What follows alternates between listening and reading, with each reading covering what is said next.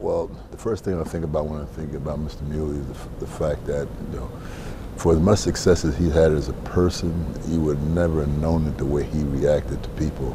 And, there are a number of situations where, you would have thought that, this guy can't be as successful as he is because he surely doesn't wear it on his sleeve. And that's the thing that I've always remembered about him. When we came out here, Eddie Gottlieb, who was the owner from Philadelphia, he was very close to Mr. Mieuli. And so when he came, I don't know the exact details, but I think Mr. Mieuli had a very small percentage, and he had a lot of partners in the Bay Area. And what I found out later was that he told them if they ever wanted to get out, he would eventually buy them out. And of course, you remember the Bay Area was basically a college area. You had Bill Russell and Casey Jones at the University of San Francisco, and then Pete Newell up at Cal. So professional basketball really wasn't looked upon as something that everybody wanted to be involved in. And eventually, Mr. Mieuli did buy them all out. And I remember when he became the 100% owner, and we had talked about it. And it was just something that we never thought would happen. The one thing that I've always appreciated Mr. Mieuli for, as far as his relationship of being the owner, he never interfered with the play on the floor. He left that up to his coaches, and of course he had Bob Ferrick, who was, then later on Bill Sharman and George Lee, and then I came into it. But he was involved in the management, side of it, and he had some very, very good people around him on that side. So he never crossed the two. And the thing that I've always appreciated him about when I became a coach was that he never, interfered and tried to tell you what to do or what not to do.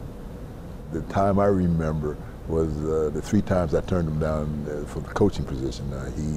He just couldn't understand why I didn't want to be a coach, and I just told him, no, I don't want to do this. And the 3rd time he came out to my house, and he had Bob Ferrick and George Lee with him, and I told him, I said, if George Lee, is going to be taken care of, he said, don't worry about George. He said, he will be taken care of. And I said, I'll tell you what, I'll take it for 30 games, and then I'll go back to playing. And, we found out what happened. And then, of course, in 1975, the championship year was just an unbelievable year. I think most of us, and me particularly, we were happier for Mr. Mieuli than anyone else. I can remember, that year when Joe Roberts was my assistant coach.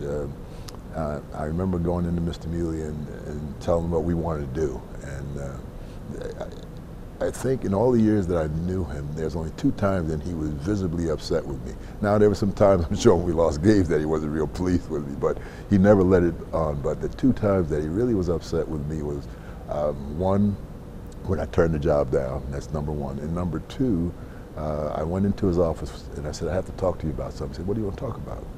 And I said, Joe Roberts and I are putting together a team, and here's the way it was going to work out. And he said, how is it going to work? And I said, we're going to have 10 blacks and we're going to have 2 Caucasians.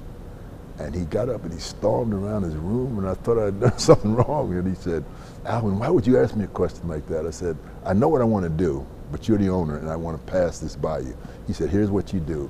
You take the 12 best players available to you and you put them on the team, and then we'll see what happens. And obviously, we ended up winning the championship. And there's some stories about that championship season that was unbelievable.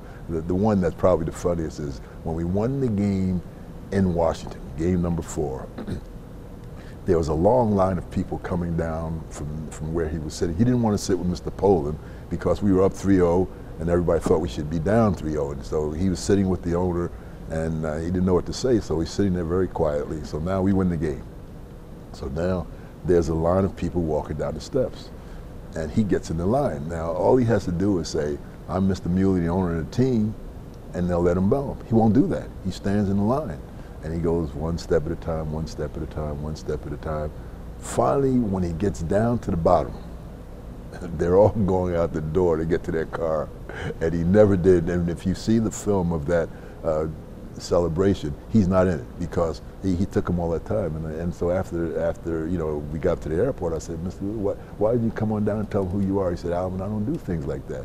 And I said, but you could have said, I'm Mr. Mieuli, and they would let you in. He said, I thought all those people were in line to come and see you guys. I said, no, this is Washington. This is not the Bay Area. So he was just a unique man, and one that we're all going to miss. He was an outstanding person, and even with that deerstalker hat, I remember, when we came back from Washington, we were supposed to land in San Francisco, and the people were on the runway, so we had to come and divert over to Oakland. And so we were all tired and want to go home, and they said, Alvin, we got to get back to San Francisco because the people are on the runway, and if we don't get back, it's going to be a riot. So we get on a bus, and they take us back to San Francisco airport. The next day, he comes out, he says, Alvin, did you see my hat? I said, no, where did I see your hat? I said, I lost it in the crowd. And he got a call that day from someone, said, we have your hat, and he gave them season tickets for that whole year for finding his hat. He was just a very unique person, but he was a lot sharper than people knew from a business standpoint. Now, he admitted he was not a coach, and that's why he never ever, and I'm sure he had some ideas on coaching, but he never had, said, Al, why don't you do this or why don't you do that, and I really appreciated him for that. I think it was the one team that he was able to get 100% of. And so he became very passionate about it, and he went to Oregon, and he used to always tell us about it. And there were only 2 games that he would miss when the University of Oregon came down here, or when the 49ers were playing. If they, playing on a Saturday or Sunday, he would miss that. But all the other times he'd be in that front row, and and he wasn't like a lot of owners there. Some owners, and I won't mention names, who get very emotional on the sideline. But and I'm talking both from a fan's perspective and from a coach's perspective. I remember some owners. This was going back before Mr. Mieuli had the team, where there was one owner that used to sit across from his coach. I won't tell you who it is, but he used to sit across from his coach, and he would do things like this and like that, and the coach would kind of know what those signals meant. But Mr. Mieuli never, in all the years that I was here and coached for him, ever told me to play anyone or not play anyone. And so most of the mistakes that I made on my own. There were some other stories that surfaced where, when he decided that he was going to, at one time I guess someone was negotiating to buy the team, and he was all set to do that, and he found out that the person who was involved was going to keep the team here for a few years and then move it to another city, and he turned the deal down cold. He said, no, this team is staying in the Bay Area, and I'm so happy that he did that, because the Bay Area deserves a team.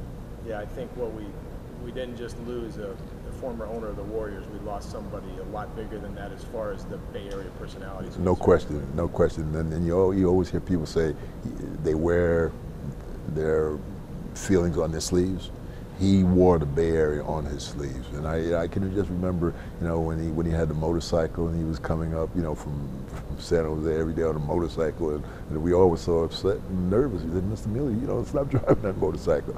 And he would get in that motorcycle and come up every single day, and he'd be in the office. When you talk about great people, we all go through our lives and say that these are people that are very unique, and he is one of the unique people that I've ever met.